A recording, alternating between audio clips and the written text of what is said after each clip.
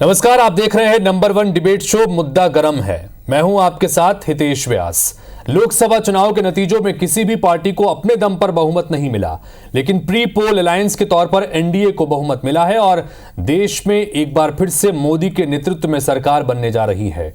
मोदी कल शाम को लगातार तीसरी बार पीएम पद की शपथ लेंगे। हालांकि इस बार ये बीजेपी नहीं बल्कि एनडीए की सरकार होगी, क्योंकि नंबर तो जुट गए पर जद्दोजहद यहीं खत्म नहीं होगी। नई सरकार पर गठबंधन का बैलेंस बनाए रखने की चुनौती रहेगी। मोदी नई टीम के साथ काम करेंगे, उस टीम के सारे मेंबर्स के साथ वो वैसे सख्त शायद ना हो पाए जैसे वो पार्टी सांसदों के साथ हो सकते हैं या दिखते आए हैं। दूसरा, सहयोगी दलों के मंत्री अगर परफॉर्मेंस में चूक जाएं तो भी दुविधा होगी, चूंकि साथ ही मोदी जिस छवि के साथ में अब तक प्रधानमंत्री के रूप में अपनी भूमिका निभाते रहे हैं, उसके अनुरूप काम करना भी एक चुनौती होगी। साथ में मंत्री पद का बंटवारा भी एक सवाल बनकर सामने खड़ा है, जिसको लेकर मंथन अलग अलग बैठकों के जरिए लगातार किया जा रहा है। और मंथन सिर्फ एक तरफ नहीं हो रहा है, मंथन विपक्ष में भी हो रहा है। विपक्ष में भी कांग्रेस की तरफ से भी मंथन जारी है, समाजवादी पार्टी भी मंथन कर रही है और दूसरी तरफ लगातार सत्ता पक्ष की तरफ से भी मंथन हो रहा है। ऐसे में तय है कि इस बार नई सरकार तलवार की धार पर ही रहने वाली है।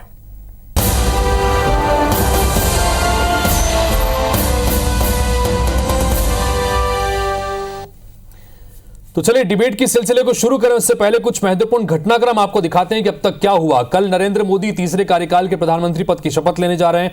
उनके साथ मंत्रिमंडल के कुछ चेहरे भी शामिल होंगे, लेकिन इससे पहले मोदी मंत्रिमंडल के गठन की सुगबुगाहट बड़ी तेज है। शुक्रवार देर रात तक बीजेपी अध्यक्ष जेपी नड्डा के घर पर कैबिनेट के बंटवारे को लेकर मंथन चलता रहा। आज सुबह फिर जेपी नड्डा ने अमित शाह के घर जाकर उनसे चर्चा की है और माना जा रहा है कि मोदी के साथ एनडीए के 14 सहयोगी दलों के 18 सांसद भी मंत्री पद की शपथ ले सकते हैं। यह संख्या 3 दर्जन तक भी हो सकती है। हालांकि अभी सब कुछ कयास है।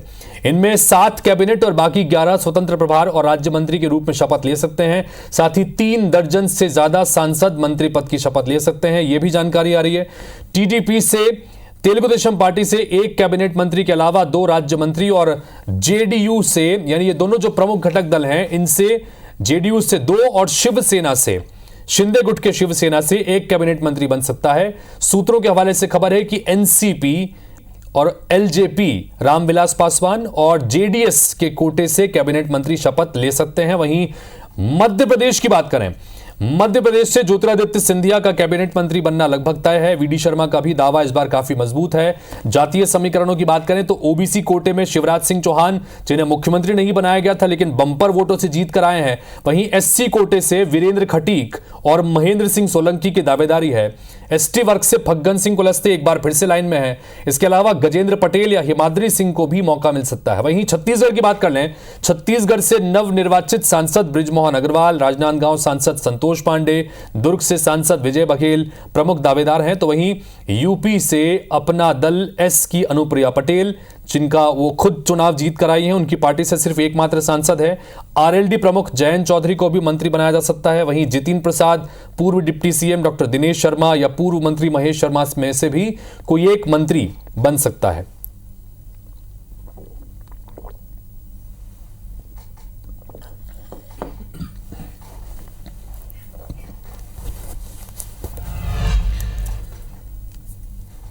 और इन सब के बीच लगातार बैठकों और मंथन का दौर जारी है।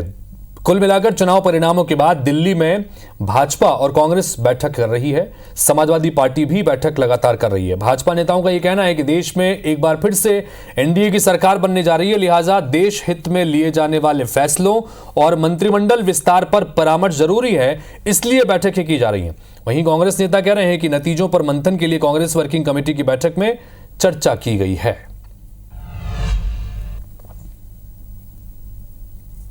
उत्साह उमंग के साथ में कल की जोर शोर से तैयारी की जा रही है। कल 9 तारीख भारत के इतिहास का एक नया दिन बनेगा। यह यशस्वी प्रधानमंत्री श्रीमान नरेंद्र मोदी जी तीसरी बार एनडीए के घटक दल के नेता होने के नाते से भारतीय जनता पार्टी के हमारे वरिष्ठ नेता भी हैं और जिस प्रकार का समय चल रहा है भारत को और आगे बढ़ाने के लिए एक बार फिर वो तीसरी बार प्रधानमंत्री की शपथ लेंगे। देखिए, भारतीय जनता पार्टी की नई सरकार मोदी के नेतृत्व में गठन होने वाली है, जो एनडीए की सरकार है। इस सरकार में मंत्रिमंडल को लेकर अन्य देश हित के विषयों को लेकर परामर्श की आवश्यकता होती है। तो ये समय संवाद का, बैठकों का है, तो भारतीय जनता पार्टी उसी प्रक्रिया का पालन कर रही है। कांग्रेस वर्किंग कमेटी की बैठक तो ड्यू थी, सबसे बड़ी डिसीजन मेकिंग बॉडी है हमारी, और जाहिर सी बात है इन चुनावी परिणामों की चर्चा, चिंतन मंथन का दौर चलेगा। कांग्रेस पार्टी को अच्छा मैंडेट मिले या खराब मिले, तब भी हम चिंतन मंथन करते हैं। लेकिन आज सबसे बड़ा विषय है कि भारतीय जनता पार्टी जिस मीटिंग करने को मजबूर हो गई, जो अब तक अहंकार में जीवित थी, उसका जो अहंकार टूटा है, उनकी कहाँ गलती हुई है, उन्हें समझना होगा। तो एक तरफ सरकार गठन की तैयारियां चल रही हैं और इस बार जाहिर तौर पर गठबंधन के साथ में सरकार चलाना तलवार की धार पर चलने के बराबर होगा, नरेंद्र मोदी के लिए भी, भारतीय जनता पार्टी के लिए भी। तो दूसरी तरफ विपक्ष, जो पिछली बार के मुकाबले इस बार ज्यादा मजबूत है, वो भी लगातार निशाने साध रहा है। इधर उत्तर प्रदेश में भी बैठक चल रही है। समाजवादी पार्टी, जो सबसे बड़ी पार्टी बनकर उभरी है लोकसभा चुनाव के नतीजों के आधार पर, उन्होंने ऐतिहासिक जीत मिलने के बाद लखनऊ के पार्टी कार्यालय में मीटिंग की है।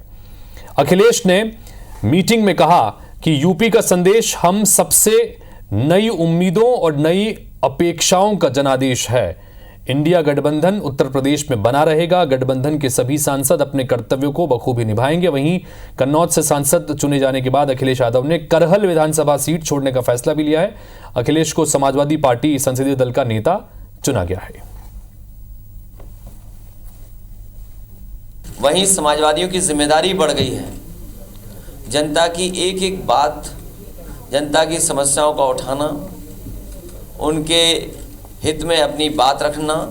समाजवादियों का लगातार संघर्ष रहेगा लोकसभा में, जिससे ज़्यादा से ज़्यादा जनता के बीच में और उनके लिए सेवा कर सकें।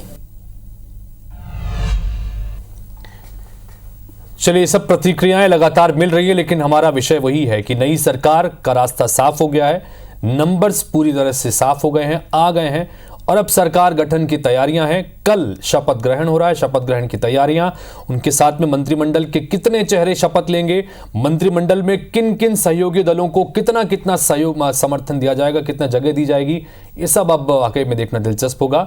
इन सब के बीच कांग्रेस पार्टी के प्रवक्ता संतोष गौतम हमारे साथ में सीधा जुड़ रहे हैं, उनसे इस चर्चा करेंगे। साथ ही संदीप शर्मा जी भारतीय जनता पार्टी के नेता हैं, वो भी हमारे साथ में इस वक्त जुड़ गए हैं, और अशोक तिवारी जी समाजवादी पार्टी के प्रवक्ता हैं, और थोड़ी देर में हमारे साथ में जुड़ेंगे। सबसे पहले शुरुआत संदीप शर्मा जी आपसे ही करना चाहेंगे। इस वक्त लगातार बैठकों का दौर भी जारी है, कल शाम भी बैठक हुई, उसके बाद आज सवेरे भी बैठक हुई। बैठक में मंत्रिमंडल में किन किन को किस तरह से जगह देनी है, सहयोगियों को साथ लेकर चलना है, बैलेंस बनाना होगा, सब कुछ होगा। चुनौतियां हैं इस बार तलवार की धार पर चढ़ने लायक, बताइए संदीप जी। देखिए, कोई चुनौती नहीं है यहाँ पर। निश्चित रूप से भारतीय जनता पार्टी भी सबसे बड़ी पार्टी के रूप में है, और हमारा एनडीए का गठबंधन जो है कोई आज का गठबंधन नहीं है। हम लगातार एनडीए के गठबंधन के साथ सरकार बनाए हैं और सफलतापूर्वक चलाए हैं। ये तीसरी बार है जब एनडीए के गठबंधन की सरकार जो हमारी बन रही है, जिसमें हम काफी मजबूती से खड़े हुए हैं, और जो हम बार बार जो हमने जो एनडीए के गठबंधन पर सरकार बनाए हैं, उसमें सबसे बड़े मजबूत गठबंधन अभी है हमारा। इसलिए कहीं पर कोई चुनौती नहीं है, बहुत अच्छे से हमारी सरकार चलेगी। और ये जितने भी प्रश्न किंतु परंतु जो खड़े कर रहे हैं, कल आप देखे होंगे कि सेंट्रल हॉल में जो बैठक हुई, जिसमें संसदीय दल के सभी एनडीए घटक दल की जो बैठक हुई, उस बैठक में सब दूध का दूध और पानी का पानी हो गया। सारे जो विपक्षी लोग जो प्रश्न तरह तरह के उठा रहे थे, सबके चेहरे लटके हुए हैं। किस ढंग से एकजुटता का वहां प्रदर्शन हुआ है, और एक कमिटमेंट है कि सन 2024 में भारत को विकसित भारत के रूप में जो परिकल्पना है भारतीय जनता पार्टी और एनडीए की, वो कल्पना को साकार करने के लिए योजनाएं निश्चित रूप से बन रही है। ये जितनी भी बैठक हो रही है, इसी कल्पना के आधार पर इसको कैसे साकार करना है कि भारत जो है आजादी का जब अपना 100वां वर्ष पूर्ण करे, तो एक विकसित भारत के रूप में पूरी दुनिया के सामने एक नक्षत्र के समान चमकता हुआ भारत दिखे, इसी की तैयारी हो रही है। इससे ज्यादा कुछ नहीं है। ठीक है, संतोष गौतम जी आपसे प्रतिक्रिया चाहेंगे इस बार, चूंकि हालांकि मीटिंगों का दौर लगातार कांग्रेस पार्टी के भीतर भी है। कांग्रेस वर्किंग कमेटी की बैठक आज हुई, जिसमें यह खबर निकल के आ रही है कि सभी ने सर्वसम्मति से राहुल गांधी से नेता प्रतिपक्ष का पद संभालने का आग्रह किया है, गुजारिश की है, जिसमें उन्होंने कुछ वक्त भी मांगा। खैर, ये पार्टी के भीतर अब प्रक्रियाएं चलेंगी, लेकिन जिस तरह से इस वक्त देश भर में चर्चाएं चल रही हैं, भारतीय जनता पार्टी बैठक कर रही है, कल भी बैठक हुई, आज भी बैठक हुई, मंत्रिमंडल पर चर्चा। आपकी प्रतिक्रिया संतोष जी इस पर? देखिए, बहुत अच्छी बात है कि भारतीय जनता पार्टी में भी अब इस तरह की बैठकें होने लगी हैं। पहले जिस तरह से तानाशाही जो तरीका रवैया अपनाया गया था प्रधानमंत्री द्वारा, अब कुछ लोकतांत्रिक हुआ है उनका तरीका, क्योंकि मजबूरी में उनको ऐसा करना पड़ रहा है। मैं समझता हूँ ये लोकतंत्र के लिए अच्छा संकेत है कि वो इस तरह से अपने लोकतांत्रिक आचरण के हिसाब से सरकार को चलाएं। मैं समझता हूँ, लेकिन ये मजबूरी का जो मजबूरी के कारण उनके जो ये करना पड़ रहा है वो अधिक दिनों तक चलेगा नहीं, क्योंकि जिसका जैसा स्वभाव रहता है वो अंततः सामने आ ही जाता है। तो जो उनका अहंकारी स्वभाव था उसमें अगर आज वो विनम्रता का जो ढोंग कर रहे हैं, मैं समझता हूं अधिक दिनों तक चलने वाला नहीं है। और उनके अहंकारी स्वभाव के कारण एनडीए कोई बहुत दिनों तक चलने वाला गठबंधन दिख नहीं रहा है, क्योंकि उसमें अवसरवादी लोगों की जमात बैठी हुई है। नीतीश कुमार को कौन नहीं जानता कि कितनी बार पलटी मारी उन्होंने अपने स्वार्थ के लिए, उनका पलटू चाचा नाम ही बना दिया गया है। दूसरा चंद्रबाबू नायडू, जिनके लिए अमित शाह ने क्या क्या नहीं कहा, नीतीश कुमार के लिए क्या क्या नहीं कहा, उनके लिए कह दिया गया था कि उनके लिए एनडीए के दरवाजे हमेशा के लिए बंद है। आप लोगों के माध्यम से हमको टीवी पर कई बार देखने को मिला है। तो मैं समझता हूं ये गठबंधन बहुत अधिक दिनों तक चलने वाला नहीं है। क्यों? क्योंकि प्रधानमंत्री का पद केवल मोदी जी के लिए आरक्षित है वहां, जबकि सामने जो इंडिया गठबंधन है उसके सामने ऐसी कोई शर्त नहीं है। जिस दिन ऐसा लगेगा कि कोई और आकर मोदी जी को सत्ताच्युत कर सकता है, तो निश्चित रूप से प्रधानमंत्री की जो लालसा नीतीश कुमार के मन में और चंद्रबाबू नायडू के मन में घर किए हुए बरसों से, तो निश्चित रूप से इंडिया का जो गठबंधन है वो उनको समर्थन दे सकता है। तो आगे मैं चलिए संदीप जी, कांग्रेस पार्टी के नेता प्रवक्ता ये कह रहे हैं कि भारतीय जनता पार्टी को इस बार बैठकें करने के लिए मजबूर होना पड़ा है, क्योंकि परिणाम देश की जनता ने इस तरह का दिया है। विपक्ष बड़ी मजबूती से चुनाव लड़ा, चूंकि आंकड़े पूरी तरह से अकेले भारतीय जनता पार्टी के साथ में आए नहीं, इसलिए मजबूरी है। और अहंकार जो था उस अहंकार को तोड़ा है जनता ने, ये प्रतिक्रिया है। आपके क्या कहना है इसमें संदीप जी? देखिए, जब कोई ज्ञान कम रहता है इस तरह से बात होती है। जब भी कोई चुनाव के बाद सभी दल इस तरह से बैठक करते हैं, अपने नेता का चुनाव करते हैं, नेता के चुनाव जो सरकार बनाने वाली दल रहती है, पत्र छोड़ने जाते हैं, राष्ट्रपति को अपना दावा पेश करते हैं। तो एक स्वाभाविक प्रक्रिया जो सदैव होती है, हर राजनीतिक दल करते हैं और पिछले हर बार इस तरह की प्रक्रिया हुई है। और अगर कि ऐसा कह रहे हैं कि बैठकें नहीं होती थी और अब बैठक हो रही है, तो ये अल्प ज्ञान है। इस अल्प ज्ञान के विषय में मैं कुछ नहीं कह सकता, क्योंकि जब कुछ बोलना ही है, केवल घमंडी है, फलाना है, ढिमका है, केवल आरोप और झूठ के आधार पर अगर कहीं अपनी राजनीति की पॉलिश करना चाहते हैं तो उसके लिए हम क्या कर सकते हैं। लेकिन भारतीय जनता पार्टी लगातार बैठकें करती, विचार विमर्श करती है। हमारी बैठकों का अगर ये बोलेंगे तो कई बार तो हमारी पार्टी को कई लोग जो है आलोचना करने में बैठक पार्टी भी बोलने लग जाते थे। हम इतनी बैठकें करते हैं, इतना विचार विमर्श करते हैं, हर बिंदु पर हमारा विचार विमर्श होता है। कोई निर्णय हम जब बूथ स्तर पर भी करते हैं, वहां पर हमारी बूथ की बैठक होती है, मंडलों की बैठक होती है, जिला की बैठक होती है। हम प्रदेश की लगातार और नियमित बैठक कर रहे हैं पार्टी। अगर कि हमारे मैनिफेस्टो में संगठन का लिखा है कि ठीक है, लेकिन संदीप जी यहाँ पर एक सवाल ये भी, संदीप जी एक सवाल यहाँ पर ये भी कि जिस तरह से लगातार हम बता रहे हैं कि ये पहले भी लगातार दावा किया गया कि तीसरा टर्म आएगा, अभी 10 साल का कार्यकाल हुआ और जब तीसरा टर्म आएगा तो बहुत सारी ऐसी योजनाएं जो इससे पहले लगातार चर्चा में रही हैं, चाहे वो यूसीसी को लागू करने को लेकर हो, चाहे वन नेशन वन इलेक्शन की लेकर बात हो, या पीओके को संदर्भ में जिस तरह के बयान दिए गए, या महिला आरक्षण है, या और भी बाकी चीजें हैं। अब चूंकि घटक दलों के भरोसे सरकार चलेगी तो कई जगहों पर इसमें मतभेद नजर आते हैं, चाहे वो यूसीसी का मसला हो, चाहे वन नेशन वन इलेक्शन की बात हो। तो ये सब कैसे आगे बढ़ पाएंगे? देखिए, घटक दल के साथ मिलकर के सरकार चलाना कोई हमारे लिए पहली बार नहीं है। और आपको ध्यान होगा कि जिस समय अटल जी के समय घटक दल के साथ हमने सरकार चलाई थी, उस समय हमारे पास मात्र जो 182 ही सांसद थे।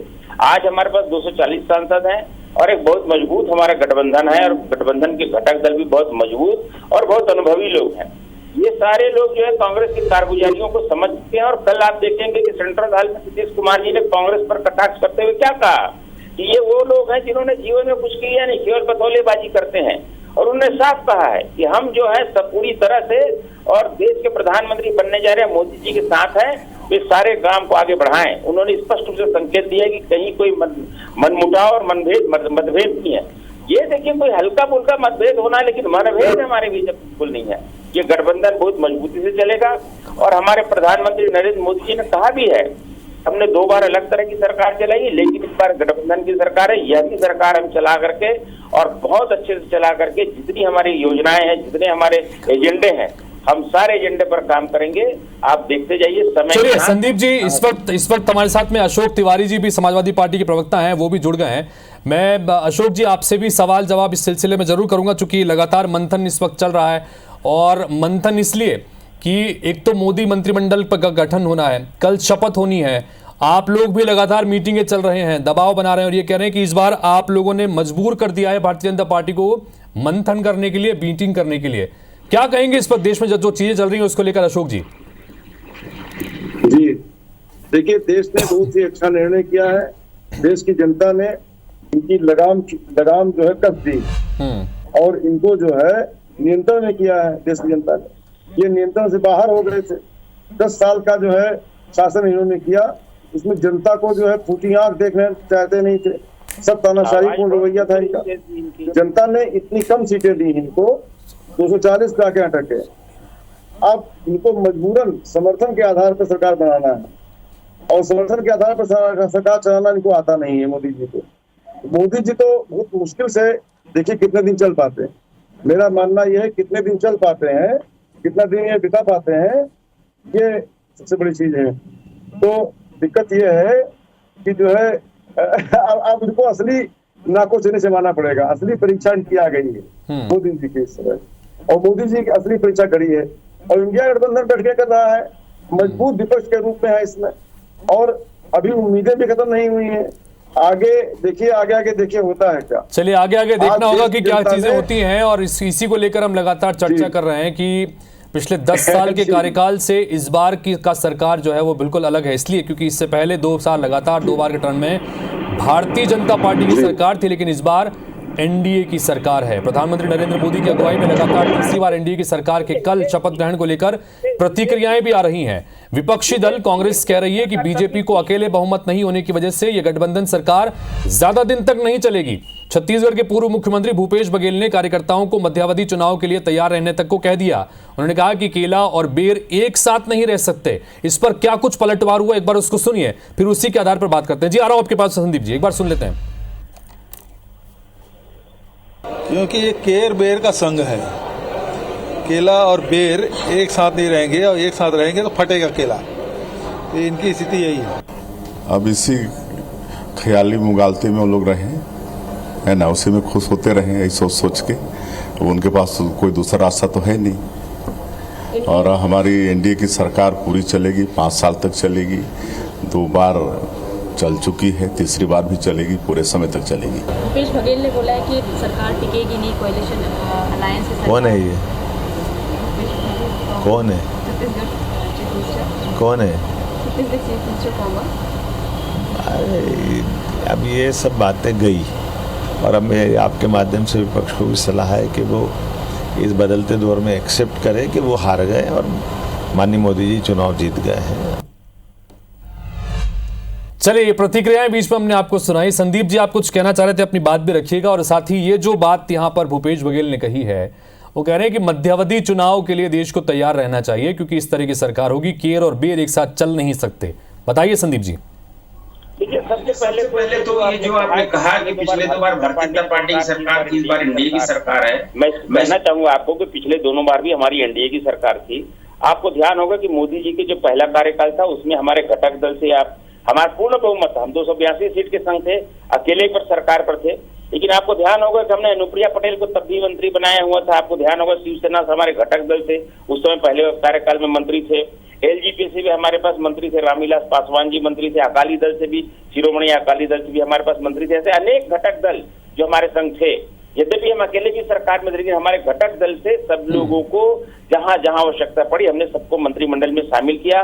पिछले बार भी आप देखेंगे हमारे घटक दल के जितने लोग रहे मंत्रिमंडल में शामिल रहे हैं, चाहे उसमें फिर से अनुप्रिया पटेल भी रही है। ऐसे भी अकाली दल से हमारा बीच में गठबंधन टूट गया था, लेकिन जितने लोग भी हमारे साथ रहे हैं गठबंधन में, गठबंधन के सब लोगों को हमने सरकार में भी शामिल था, इसलिए वो भी एनडीए की सरकार थी। और यह भी फिर से एनडीए की सरकार बन रही है। हमारी एनडीए की सरकार जो है ये भी तीसरी बार मोदी जी के साथ और एक बार अटल जी के साथ, 4थी बार संतोष गौतम जी, संदीप जी का ये कहना है कि भाई चलिए इस बार एक तरफा भले ही पूरी तरह से बहुमत बीजेपी के साथ नहीं है, लेकिन इससे पहले भी जब सरकारें थीं तो अपने घटक दलों को भी उसी तरह की प्राथमिकता सरकार में दी गई थी, लिहाजा इस बार दिक्कत नहीं होगी। संतोष जी बताइएगा, फाइनल कमेंट के रूप में भी बात रखिएगा। भूपेश बघेल जी के भी जवाब देखिए ये हाँ, मैं आ रहा हूं। इस चुनाव का जो सबसे अच्छा परिणाम हुआ है वो परिणाम ही ये हुआ है कि जो आसमान में अपने दंभ के कारण उड़ रहे थे उनको जनता ने सड़क पर लाकर पटक दिया है। और जो भारतीय जनता पार्टी के प्रवक्ता कह रहे हैं कि इसके पहले भी एनडीए की सरकार अटल जी के नेतृत्व में चल चुकी जब वो अल्पमत में थे, तो भाई अटल जी का जो स्वभाव था, जो विनम्रता थी, वो क्या मोदी जी के स्वभाव में है? पहली बात तो ये है। दूसरा, भी थोड़े दिन पहले भारतीय जनता पार्टी के राष्ट्रीय अध्यक्ष जेपी नड्डा जी ने बोला था कि ये अटल जी की सरकार नहीं है, ये मोदी की सरकार है। और दूसरा कहा था कि हम अटल जी के समय के कमजोर लोग नहीं है। संतोष जी थोड़ी सी समय की बात है मेरे पास में, समय की बात है। अशोक तिवारी जी फाइनल कमेंट चाहूंगा इस विषय पर, आप पर किस तरह की चुनौतियों के रूप में देखते हैं? 20 सेकंड खाली। देखिए, इंडिया गठबंधन के लिए ये अच्छा समय है। इस समय जो है मोदी सरकार को चोट पहुंची है और जनता ने चोट पहुंचाई। मोदी सरकार भले शपथ ग्रहण कर ले, लेकिन उसका चलना कितने दिन चलेगी ये कह पाना मुश्किल है। ठीक है, क्योंकि जो सरकार है, वही सवाल संदीप जी, अशोक तिवारी जी वही बात कह रहे हैं जिसका जवाब आप देना चाहते थे, जो बात भूपेश बघेल ने कही है। संक्षेप में रखिएगा संदीप जी। खिचड़ी पका रहे हैं, ख्याली पुलाव पका रहे हैं इन लोग। ये सोच रहे हैं कोई बिल्ली के भाग से छीका टूटेगा, हमको कुछ माल मिलेगा, लेकिन कुछ भी मिलने वाला नहीं है। ये विपक्ष में बैठने के लिए हैं, अभी फिर से एक बार विपक्ष में बैठेंगे। भूपेश बघेल जी को पहले भी जनता ने तो भारतीय जनता पार्टी इस बात को लेकर आश्वस्त है कि जैसे 10 साल सरकार चलाई, आगे भी सरकार उसी दमदारी के साथ में चलेगी। तो विपक्ष लगातार कह रहा है कि जनता ने इस बार जिस तरह से जमीन दिखाई है उसकी वजह से कई तरह की चुनौतियों का सामना करना पड़ेगा। इंतजार करेंगे आपके साथ हम भी कि सरकार बनती है, किस तरह से नए चेहरों को शामिल किया जाता है और कैसे सरकार आगे चलती है। आप तीनों का बहुत बहुत शुक्रिया चर्चा में शामिल होने के लिए। नमस्कार।